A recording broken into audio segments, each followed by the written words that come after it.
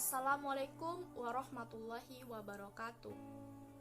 Perkenalkan, nama saya Siti Hadijah dengan NIM 180430136. Prodi Ekonomi Pembangunan, Fakultas Ekonomi dan Bisnis, Universitas Malikus Saleh. Pada kesempatan kali ini saya akan mempresentasikan hasil resum saya mengenai prosedur dasar pembayaran internasional. Yang pertama ada transaksi pembayaran dan transaksi pembiayaan. Ada 3 unsur dalam transaksi jual beli. Yang pertama ada terjadinya perjanjian, dan yang kedua terjadinya penyerahan barang ataupun jasa, dan yang ketiga terjadinya pembayaran. Dalam transaksi jual beli barang ataupun jasa sangat dibutuhkan yang namanya perjanjian, baik itu tertulis ataupun tidak tertulis.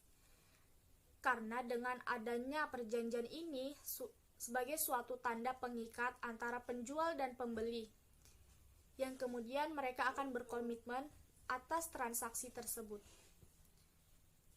Kemudian terjadilah unsur yang kedua, yaitu penyerahan barang ataupun jasa.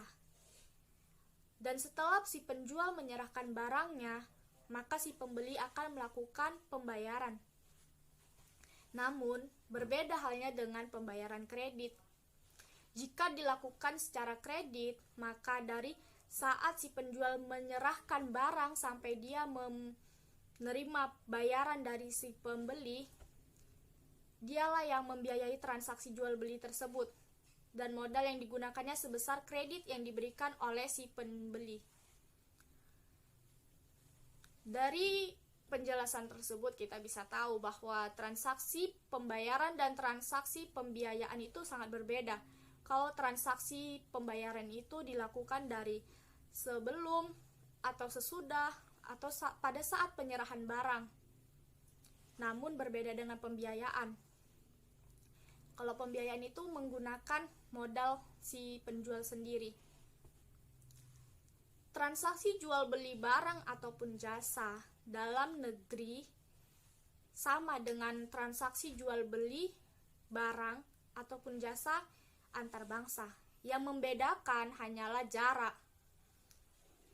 Dalam transaksi jual beli barang antar bangsa itu jaraknya cukup jauh, sehingga memakan waktu yang cukup lama untuk memindahkan barang dari penjual ke pembeli. Sehingga pada saat transaksi jual beli barang antar bangsa ini, masalahnya hanya pada pembiayaan. Pembiayaan transaksi jual beli barang luar negeri bisa saja dilakukan oleh eksportir, importir, ataupun bank. Jika pembayaran lewat bank, biasanya itu dilakukan dengan cara si bank itu menahan surat wesel yang diberikan oleh eksportir. Tapi sebelumnya mereka itu pastinya membayarkan dulu surat wesel tersebut. 2. Cara-cara pembayaran internasional. Yang pertama itu ada surat wesel dagang, atau biasa kita sebut dengan Commercial Bill of Exchange. Surat ini ditulis oleh si penjual, yang mana isinya itu berupa perintah kepada si pembeli untuk membayar barang pesanannya pada waktu tertentu. Ada 3 pihak yang tersangkut paut dalam transaksi surat wesel. Yang pertama itu ada drawer. Drawer ini merupakan penulis wesel. Biasa itu yang bertindak sebagai drawer si eksportir. Kemudian yang kedua itu ada drawi. Drawi ini pihak kepada siapa surat ini ditarik. Biasa ini si importir. Kemudian yang ketiga ada pay, atau kita bisa sebut dengan beneficiary. Ini merupakan pihak yang menerima bayaran yang harus dilakukan oleh si importir atas perintah dari eksportir. Adapun jenis dari surat wesel dagang, yang pertama itu ada penggolongan yang didasarkan pada ada tidaknya dokumen yang harus dilampirkan pada surat wesel dagang. Dan ini dibedakan menjadi dua, yaitu ada clean draft dan juga documentary draft. Adapun dokumen yang harus dilampirkan pada surat wesel dagang yang pertama ada konsumen, polis asuransi, faktur, packing list, dan certificate of origin. Yang kedua itu ada jenis yang kedua itu penggolongan yang didasarkan pada jangka waktu pembayaran. Nah, jangka waktu pembayaran atau kita bisa sebut dengan usage ataupun tenor. Ada dua jenisnya, yaitu side draft atau SD dan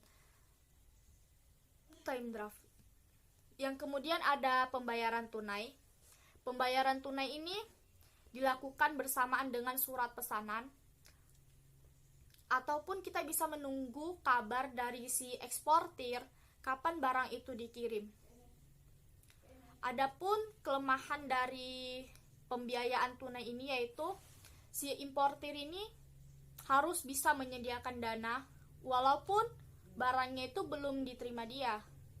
Kemudian importir itu banyak menanggung resiko. Misalkan barang yang ia pesan itu tidak sesuai, barang yang diterima dia itu tidak sesuai dengan barang yang dipesan dia. Adapun beberapa cara melaksanakan pembayaran tunai. Yang pertama itu ada surat wesel bank atas tunjuk. Yang kedua itu ada letter of credit tunai, traveler's letter of credit, traveler check, international money order, cek personal maupun uang kertas dan uang logam. Terus selanjutnya ada letter of credit. Letter of credit ini dikeluarkan oleh bank atas permintaan nasabah untuk sejumlah barang. Kemudian bank inilah yang menerima surat wesel dan membayarkannya kepada si eksportir. Ada 3 pihak dalam letter of credit. Yang pertama opener, issuing bank, dan beneficiary. Adapun 3 pihak yang bisa membantu atau memperlancar pelaksanaan dari letter of credit ini. Yang pertama the confirming bank, yang mana tugasnya ini sebagai penjamin kredit. Kemudian yang kedua itu ada the notifying bank, yang mana dia ini atas permintaan dari issuing bank memberitahu beneficiary bahwa letter of credit telah dibuka.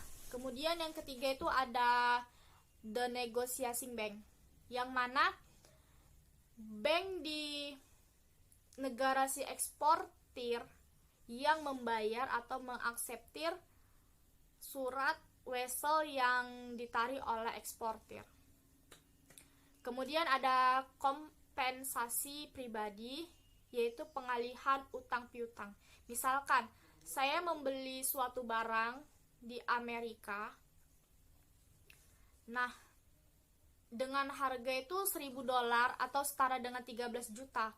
Kemudian teman saya itu menjualkan barang kepada orang Amerika juga dengan harga yang sama, yaitu 13 juta atau setara dengan $1.000. Nah, dalam kompensasi pribadi ini yang kami lakukan itu saya membayar kepada teman saya 13 juta dan yang akan membeli barang teman saya itu membayar kepada yang harus saya bayarkan itu di Amerika juga, yaitu sebesar $1.000.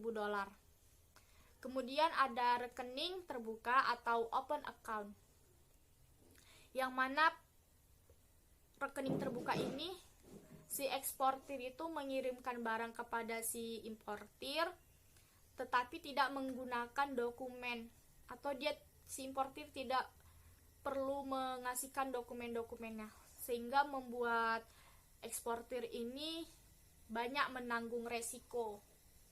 Namun menguntungkan bagi si importir, salah satunya prosedurnya yang cukup mudah dan biayanya yang cukup murah. Saya pikir itu saja yang bisa saya sampaikan.